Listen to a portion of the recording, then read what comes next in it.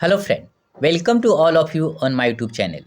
दोस्तों, BPSC mains exam के लिए मैं जो आपको संभावित इससे और शॉर्ट क्वेश्चन का जो सीरीज करा रहा हूँ, आज उस कड़ी में हम लोग एक इकोनॉमिक्स से रिलेटेड नए क्वेश्चन को देखने का प्रयास करेंगे। यह जो क्वेश्चन है, जो तत्कालिक बिहार सरकार ने बजट पेश किया है, उसको आधार बनाकर इस क्वेश्चन को तैयार किया गया है और हम लोग इसको काफ़ी बेहतरीन तरीके से देखने का प्रयास करेंगे, क्योंकि आपके एग्ज़ाम में बजट या इकोनॉमिक सर्वे से रिलेटेड क्वेश्चन आने की संभावना तो बनती ही है। इसलिए आज हम लोग बजट के आधार पे क्वेश्चन को देखेंगे और नेक्स्ट में हम लोग आर्थिक सर्वे अर्थात इकोनॉमिक सर्वे पर एक क्वेश्चन को देखने का प्रयास करेंगे।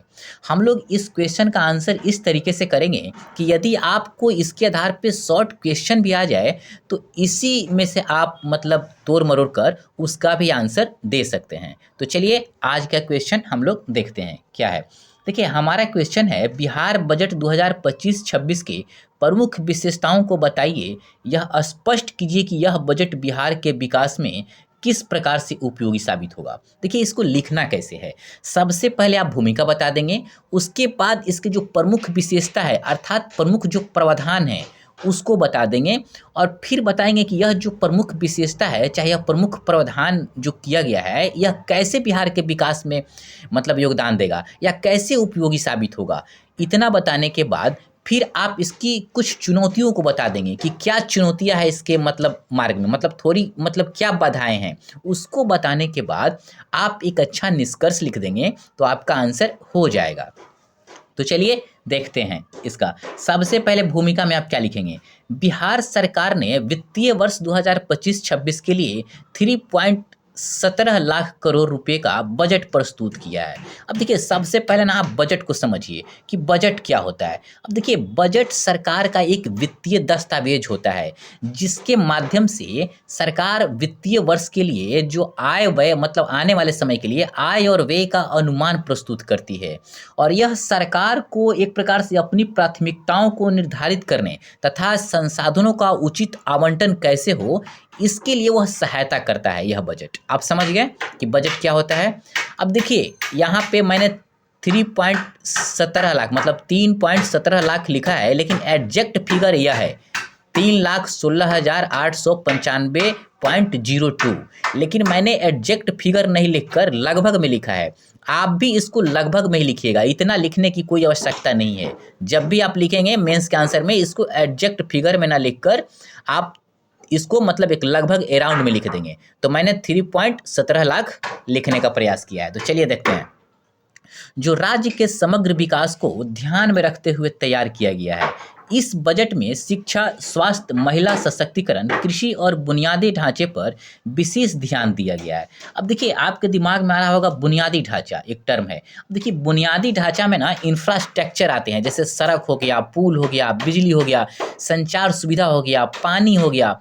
अर्थात जो ये इंफ्रास्ट्रक्चर होता है ना, समाज का या देश का या राज्य का एक प्रकार से आर्थिक और जो सामाजिक गतिविधियां होती हैं ना उसको स्ट्रॉन्ग बनाने का काम करता है। कहने का अर्थ है कि अगर बुनियादी ढांचे का विकास सही तरीके से हो तो यह रोजगार सृजन, जीवन स्तर को सुधारने में, निवेश को आकर्षण करने में, व्यापार को सुगम कर बनाने में बहुत ज़्यादा योगदान देती है। अब देखिए, फिर लिखेंगे जिससे राज्य के विकास को नई दिशा मिलेगी। अब देखिए, इन बिंदुओं को अगर ध्यान दिया जाएगा, जैसे शिक्षा हो गया, स्वास्थ्य हो गया, महिला सशक्तिकरण, कृषि, बुनियादी ढांचा, तो ऑटोमेटिक आप राज्य का विकास है ना वो नए लेवल पर जाएगी। मतलब एक प्रकार से इसकी दिशा जो है मतलब काफ़ी ज़्यादा मतलब विकास की तरफ जाएगी। इतना जब बता देंगे तो यह आपका भूमिका हो गया। अब इसको हम लोग विशेष इसके मतलब क्या बोलते हैं प्रमुख विशेषताओं को देखने का प्रयास करेंगे। मैं आपको यही बता देता हूँ कि इसके आंसर को ना दो तरीके से लिखा जा सकता है। या तो पहले आप इसके प्रमुख विशेषताओं को बता दीजिए और उसके बाद यह कैसे बिहार के विकास के लिए उपयोगी साबित होगा उसके बाद में बताइएगा, या तो इसके प्रावधानों को बताते हुए और फिर नीचे यह कैसे उपयोगी होगा ऐसे बताते चलेंगे। मतलब बता दिए इसके प्रावधान, फिर यह कैसे उपयोगी होगा यह बता देंगे, फिर बता देंगे प्रावधान या विशेषता, फिर यह कैसे उपयोगी होगा ऐसे बता देंगे। या तो पहले आप इसके मुख्य विशेषताओं को बता दीजिए और उसके बाद सारे विशेषताओं जो इम्पोर्टेंट है उसको बताने के बाद फिर यह बताइए कि यह कैसे बिहार के विकास के लिए उपयोगी होगा या लाभदायक होगा। तो चलिए देखते हैं, हमने दूसरे तरीके को अडॉप्ट किया है। चलिए आपको जैसे मन होगा आप लिख सकते हैं। तो देखिए अब हम लोग शुरू करते हैं। बजट की प्रमुख विशेषताओं को निम्न बिंदुओं में देख सकते हैं। अब देखिए पहला पॉइंट, शिक्षा क्षेत्र को हम लोग देखने का प्रयास करेंगे। देखिए शिक्षा के लिए 60,964 करोड़ रुपए का आवंटन किया गया है, जो कुल बजट का महत्वपूर्ण हिस्सा है। अब देखिए सेकेंड पॉइंट, 358 प्रखंडों में नए डिग्री कॉलेज खोले जाएंगे, जिससे उच्च शिक्षा का विस्तार होगा। अब देखिए यह क्यों, क्योंकि यह सरकार इसलिए कर रही है कि राज्य में जो गुणवत्तापूर्ण शिक्षा को सुनिश्चित किया जाए तथा सामाजिक आर्थिक को विकास को बढ़ावा देने में इसका लाभ लिया जाए। क्यों, क्योंकि शिक्षा किसी भी समाज की प्रगति का ना एक मूल आधार होता है। अब देखिए सेकंड जो प्रावधान है, स्वास्थ्य क्षेत्र। अब देखिए स्वास्थ्य के लिए 20,335 करोड़ रुपए का प्रावधान किया गया है और देखेंगे कि बेगूसराय में कैंसर अस्पताल की स्थापना होगी, जिससे गंभीर रोगों के इलाज में सुविधा होगी। अब देखिए थर्ड पॉइंट, राज्य में 108 नए नगर चिकित्सक सुविधा के केंद्र खोले जाएंगे, जिससे स्वास्थ्य सेवाओं को पहुंच बढ़ेगी। अपने विशेष प्रावधानों को अब बता रहे हैं। अब क्यों, देखिए स्वास्थ्य ना एक प्रकार से समाज का ना एक प्रकार से नींव है, मतलब एक प्रकार से सशक्त समाज को बनाने में अपना अहम योगदान देता है, क्योंकि एक स्वस्थ नागरिक ही आर्थिक और सामाजिक गतिविधियों को ना अधिक प्रभावी रूप से मतलब कर सकता है या अपना योगदान दे सकता है। क्योंकि इसीलिए राज्य की आप देखेंगे स्वास्थ्य की गुणवत्ता को सुधारने के लिए सरकार ऐसे प्रावधान ला रही है। अब देखिए पहला, फिर नेक्स्ट पॉइंट, महिला सशक्तिकरण, जो इसका प्रमुख विशेषता है। अब देखिए महिलाओं के लिए पिंक बस शुरू होगी, जिसमें चालक और परिचालक महिलाएं होगी। अब देखिए पिंक बस क्या होता है, देखिए पिंक बस ना एक प्रकार से विशेषकर खास करके महिलाओं के लिए एक प्रकार से क्या बोलते हैं सार्वजनिक परिवहन सेवा है।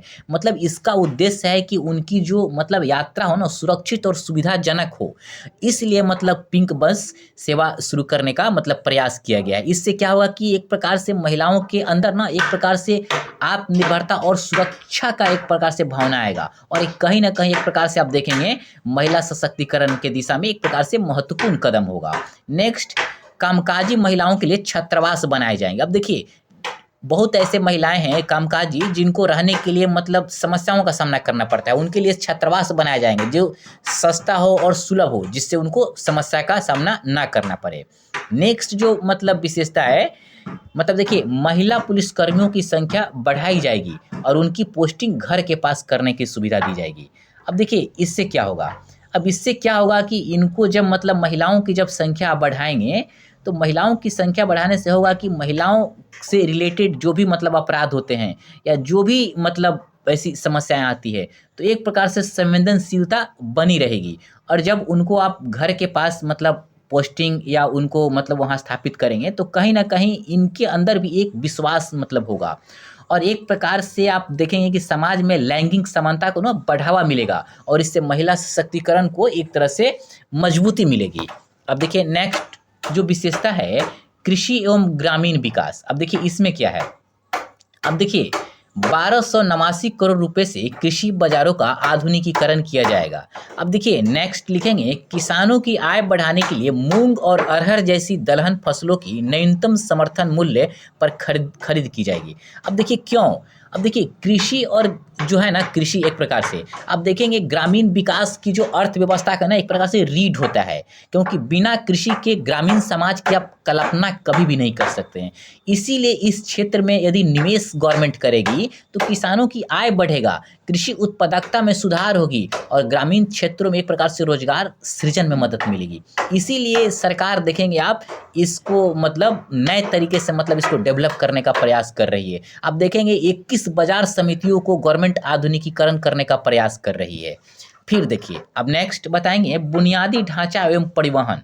अब देखिए इसमें आप क्या बताएंगे, पूर्णिया एयरपोर्ट से आप देखेंगे 3 महीने में हवाई सेवा शुरू होगी, जिससे क्षेत्रीय कनेक्टिविटी में सुधार हो जाएगा। अब देखिए इससे क्या होगा, इससे देश के जो अन्य हिस्सा से पूर्णिया एयरपोर्ट का मतलब एक प्रकार से संपर्क स्थापित हो जाएगा। तो इससे क्या होगा, व्यापार पर्यटन में एक प्रकार से मतलब व्यापार और पर्यटन को क्या बनाएगा, सुगम बनाएगा।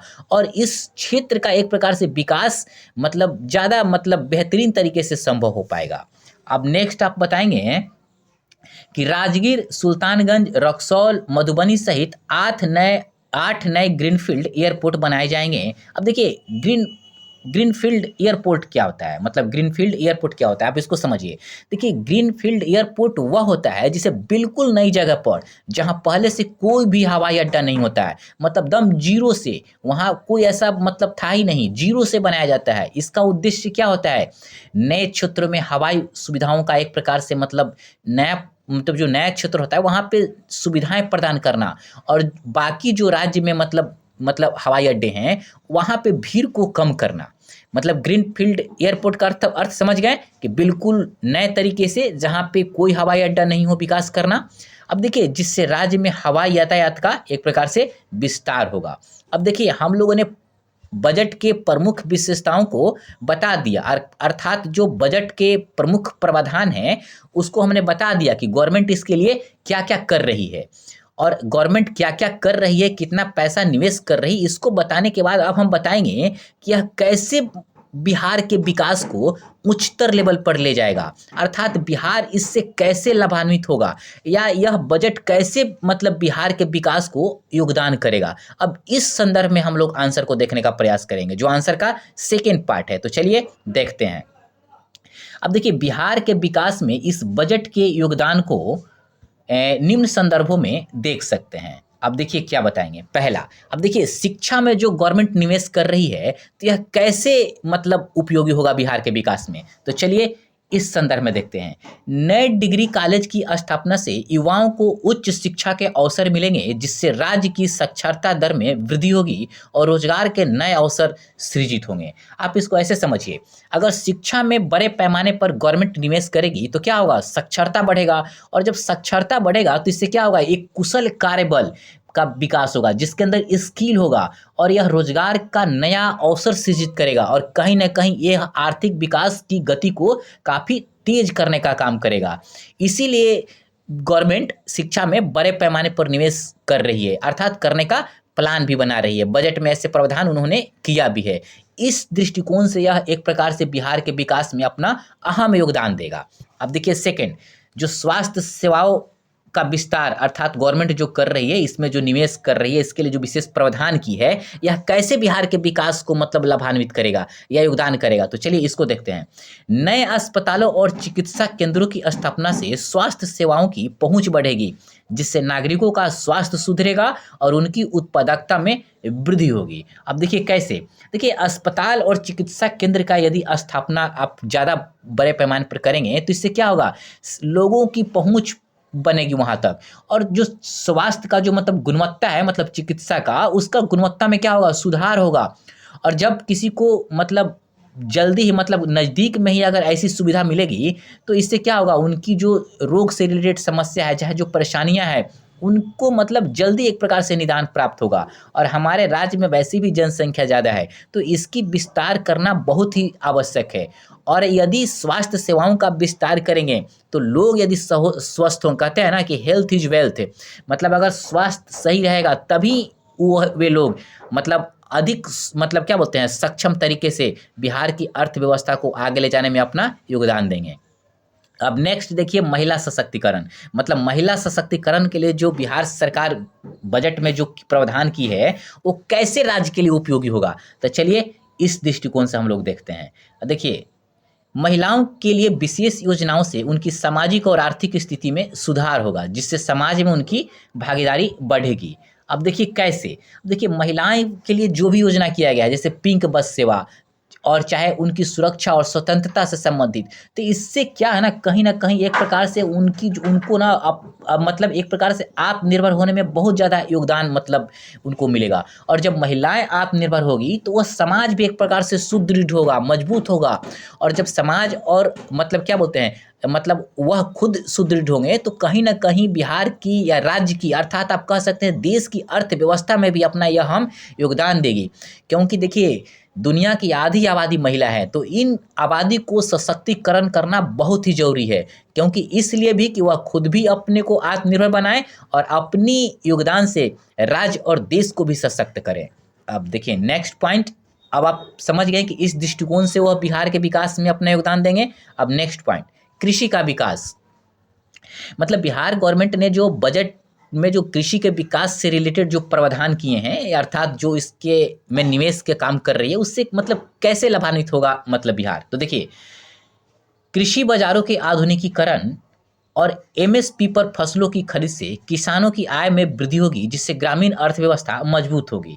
अब देखिए कृषि बाजारों को यदि आधुनिकीकरण गवर्नमेंट करेगी तो इससे क्या होगा, किसानों को अपनी उपज बेचने में बहुत ज़्यादा सुविधा होगी और जब अच्छे से वो अपने उपज को बेचेगी तो उनको बेहतर मूल्य प्राप्त होगा और बेहतर मूल्य प्राप्त होगा तो उससे क्या होगा, उनको ना बहुत ज़्यादा फायदा होगा। और यदि किसी कारणवश उनका फसल नहीं बिका तो न्यूनतम समर्थन मूल्य पर गवर्नमेंट फसलों को खुद खरीद लेगी और जो उनको डर होगा कि हमारे फसल का मूल्य कहीं ज़्यादा न गिर जाए तो जो जोखिम होता है उस जोखिम से उनको कहीं न कहीं बचाव होगी और इससे उनकी जो आय की स्थिरता है एक प्रकार से बनी रहेगी। तो इस दृष्टिकोण से आप देखेंगे कि बिहार के विकास के लिए यह उपयोगी होगा। अब नेक्स्ट, बुनियादी ढांचे का विकास। अब देखिए यह मतलब बुनियादी ढांचे के विकास पर जो बजट में जो प्रावधान किए गए हैं, जो गवर्नमेंट निवेश कर रही है, पैसे खर्च कर रही है, वो कैसे बिहार के मतलब विकास के लिए उपयोगी होगी। तो चलिए इसको देखते हैं। नए एयरपोर्ट और परिवहन सुविधाओं से राज्य में निवेश आकर्षित होगा जिससे औद्योगिक विकास को बढ़ावा मिलेगा और रोजगार के अवसर बढ़ेंगे। अब देखिए कैसे, यदि गवर्नमेंट बुनियादी ढांचे को बड़े पैमाने पर विकास करेगी, जैसे अच्छी सड़कें बनाएगी, बिजली की सुविधा बेहतर करेगी, परिवहन सुविधाओं में सुधार कर देगी, तो इससे क्या होगा, राज्य में व्यापार मतलब करना सुगम हो जाएगा और उद्योग के लिए एक प्रकार से ना परफेक्ट वातावरण यहाँ बनेगा। तो जो उद्यमी लोग हैं, चाहे बड़े बड़े जो मतलब उद्योगपति हैं, वो यहाँ निवेश करेंगे और कहीं न कहीं वो जो निवेश करेंगे तो बाकी लोगों को भी निवेश करने के लिए आकर्षित करेगा और इससे नए उद्योग स्थापित होंगे और जब नया उद्योग स्थापित होंगे तो जो यहाँ बेरोजगारी और पलायन की समस्या है वह घटेगा और रोजगार के अवसर बढ़ेगा और इस प्रकार से हमारा राज्य एक प्रकार से मतलब औद्योगिक तरीके से मतलब क्या बोलते हैं, एक प्रकार से विकसित राज्य की श्रेणी में आ पाएगा। जब इतना बता देंगे तो इतना बताने के बाद जब इसके विशेष प्रावधानों को बता दिए और यह विशेष प्रावधान पे जो गवर्नमेंट जो मतलब निवेश कर रही है, खर्च कर रही है, इसका विकास का काम कर रही है, यह कैसे बिहार के विकास के लिए उपयोगी होगा, जब यह भी बता देंगे तो अब इसके एक या दो आप चुनौतियां बता देंगे, मतलब इसके विकास के मार्ग में क्या चुनौतियां हैं और उसके बाद निष्कर्ष। तो चलिए चुनौतियों को देखने का प्रयास करते हैं। आप बताएंगे कि यद्यपि बिहार बजट 2025-26 विकास उन्मुखी है, मतलब विकासोन्मुखी है, लेकिन इसमें कुछ चुनौतियां हैं। अब बताएंगे जैसे, अब देखिए राजस्व की कमी। अब देखिए कैसे, मतलब क्या राजस्व की कमी। अब देखिए एक्चुअली ना इसमें क्या लिखेंगे, बिहार केंद्र सरकार के अनुदानों पर निर्भर है जिससे योजनाओं को पूरी तरीके से लागू करने में कठिनाई हो सकती है। अब देखिए बिहार का राजस्व संग्रह आप देखेंगे अपेक्षाकृत अन्य डेवलप राज्यों से भी काफ़ी कम है। अब इससे क्या होता है, इससे राज्य को केंद्र सरकार के अनुदानों और सहायता पर डिपेंड करना पड़ता है और यदि केंद्र से जो राशि मिलने में देरी हो जाए या उसको कम मिले तो क्या होगा, योजनाएं का जो क्रियान्वयन का जो हमने प्रावधान किया है उसमें देरी हो जाएगी या वह प्रभावित हो जाएगी। तो यह इसकी एक सीमा है। अब सेकंड इसकी जो सीमा है, औद्योगिक विकास की धीमी गति। अब देखिए बजट में बड़े उद्योगों और निजी निवेश को आकर्षित करने पर पर्याप्त ध्यान नहीं दिया गया है जिससे रोजगार सृजन प्रभावित हो सकता है। अब देखिए बड़े उद्योगों और निजी निवेशों को यदि आकर्षित करेंगे तो राज्य में बड़े बड़े कारखाने खुलेंगे, व्यवसाय स्थापित होंगे जिससे बड़े पैमाने पर नौकरियां डेवलप होगी। लेकिन बजट में आप देखेंगे कि कृषि और बुनियादी ढांचे पर तो जोर दिया गया है, लेकिन आप देखेंगे बड़े उद्योगों और निजी निवेश के लिए कोई ठोस रणनीति नहीं दिखती है। इससे क्या होगा, इससे रोजगार सृजन पे और सरकार का जो विजन है वो कहीं ना कहीं प्रभावित हो सकता है। यह इसकी चुनौतियां है, दो चुनौती बताना है, ज़्यादा नहीं बताएंगे। मतलब एक प्रकार से यह दो चुनौतियां जब बता देंगे तो आपका आंसर ना परफेक्ट हो जाएगा। अब इसके बाद आप एक निष्कर्ष बता देंगे, इसका बेस्ट निष्कर्ष बताएंगे। कैसे बताएंगे तो चलिए देखते हैं। निष्कर्षतः बिहार बजट 2025-26 राज्य की विकास यात्रा को गति देने वाला बजट है। अब देखिए कैसे बजट में शिक्षा, स्वास्थ्य, कृषि, बुनियादी ढांचों पर जो मतलब खर्च करने का या इसको विकसित करने का जो प्रावधान किया गया है, ये कहीं न कहीं राज्य के एक प्रकार से दीर्घकालिक विकास की मार्ग पर ले जाएगा। और फिर लिखेंगे इसमें शिक्षा, स्वास्थ्य, महिला सशक्तिकरण, कृषि और बुनियादी ढांचे पर जो विशेष ध्यान दिया गया है, इस बजट से राज्य की अर्थव्यवस्था एक प्रकार से मजबूत होगी, लोगों को नए अवसर मिलेंगे, बिहार विकास के पथ पर तेजी से आगे बढ़ेगा। हालाँकि उद्योगों और निवेश कहने का मतलब निजी निवेश को अधिक प्राथमिकता दी जा सकती थी, लेकिन फिर भी यह बजट बिहार की आर्थिक और सामाजिक स्थिति को मजबूत करने वाला है। यह कहकर मतलब आप आंसर को इंड कर देंगे। दोस्तों हमने इस आंसर को काफ़ी बेहतरीन तरीके से कराने का प्रयास किया और इस आंसर को लिखने का हमने दोनों तरीका आपको बताया है। आपको जैसा अच्छा लगे आप वैसा लिखेंगे, लेकिन आप मेरे वाले आंसर को फॉलो करेंगे तो ज़्यादा बेहतर होगा। और आपको इससे रिलेटेड यदि शॉर्ट क्वेश्चन आ जाए तो इसी को आधार बनाकर आप शॉर्ट क्वेश्चन का भी आंसर कर सकते हैं। दोस्तों नेक्स्ट मैं एक आर्थिक समीक्षा से रिलेटेड लॉन्ग क्वेश्चन को लेकर आऊँगा, जिससे शॉर्ट क्वेश्चन भी आ जाए तो आप लिख लें। तब तक आप वीडियो देखने के लिए आपको बहुत बहुत धन्यवाद और साथ में हमारे चैनल को भी अपने फ्रेंड के बीच शेयर करिए और इसकी संख्या को अर्थात अपनी फैमिली को बढ़ाइए। तो दोस्तों धन्यवाद आपको।